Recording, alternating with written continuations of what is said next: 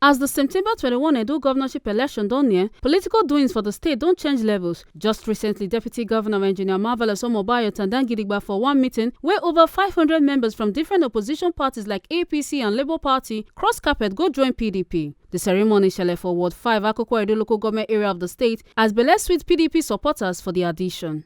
When he addressed the crowd, Deputy Governor Omobayo chook mouth on the achievement wey Governor Godwin Obaseki administration don make for the past 7.5 years and say PDP don gather plenty support from the people for Edo State sake of this achievement and say the party dey lead for progress and continuity for the state. Omobayo still talk say, so anytime when 4 years reach like this, or we want to say who go drive the ship for our state or for when we go represent us at all, we must sit down to where party first look the best. We will look at for several reasons. It's competence for me, that's number one. Now, based on that calculation of competence, of fairness, of equal representation, of balanced representation, now all of us look to go say, no, we will support this man. This man don't come with himself. He come with person who don't play politics since 1998, 1999, Barrister Sarojo Oge. Chairman Akoko Edo Local Government Honorable Tanjudi Alade, PDP Chairman Ward 5 Engineer Ekudayo Lakoju, Honorable Yekini Idiaye representing Akoko Edo Constituency 1, former APC leader Halaji Ibrahim Lamidi, and Labour Party people like Matthias Igodifo and Comrade Oje Ojishwa come here and say them they committed to make sure say PDP win for Dangbala and across Edo State. Say them get confidence for Aso Engodalo and Osaudion Oge as the strong candidate for the election wey go shele soon. Water don't pass Gary for them. No level for them. The change when they say they want to give us now for poverty, for retrogression, for disease, for sickness, and we so lie. That's why we call a yeye party. So that yeye party must leave our land. So because of Omobayo, who has been a very humble guy, we are all happy. And we are going to work for Aso Engodalo wholeheartedly. Allow them to see and say they will rig the election, they will manipulate the election, they will use federal mind. They don't get any federal anywhere to use. Our decision to come to PDP is to rescue Edo State from retrogress. We will never allow to go into the hands of an individual who does not have a clear picture of what Edo State needs to move forward. I am a strong member of Labour. Today I am leaving Labour fully for PDP. People of Ward 5 are no corrosion at large.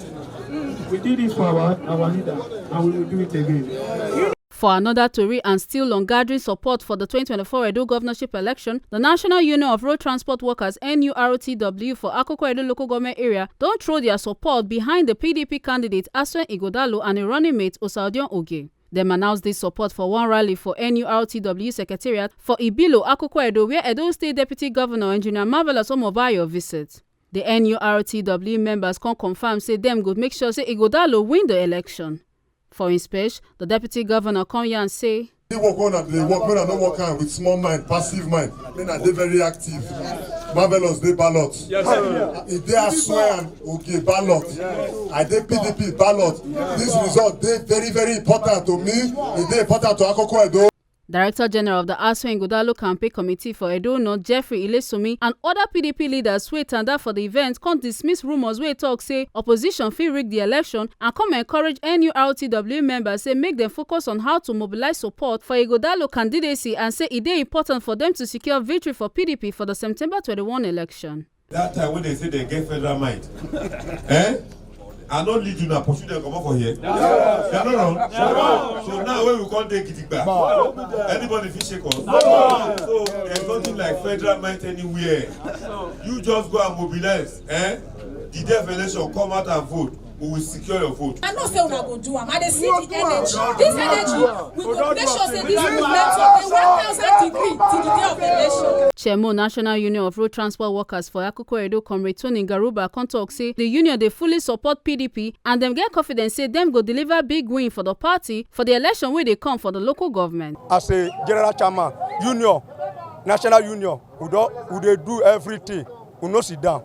This election, we go do una go accept, una go enjoy the election. Deputy Governor Omobayo and team come also meet with non-indigenous for Igara for another separate event and come urge them say make them vote for Aso Engodalo. The non-indigenous residents for Igara include Igbo, Yoruba, Hausa and Esan people. Leaders for these communities like Iyoha Christopher for Esan Group, Ifeanyi Louis Okoro for Igbo Group, come assure the deputy governor say PDP go win clearly for the election and say the group go join body to support Aso Ighodalo and Osadion Oge, and dem believe say PDP get better plans for how to rule Edo State. We want the best candidate, and that person is Dr. Aso Ighodalo. Make una no forget say, as we see am, na so we dey talk am. We no dey take blame. From Edo North, Ekata Ojisole, TMC TV News.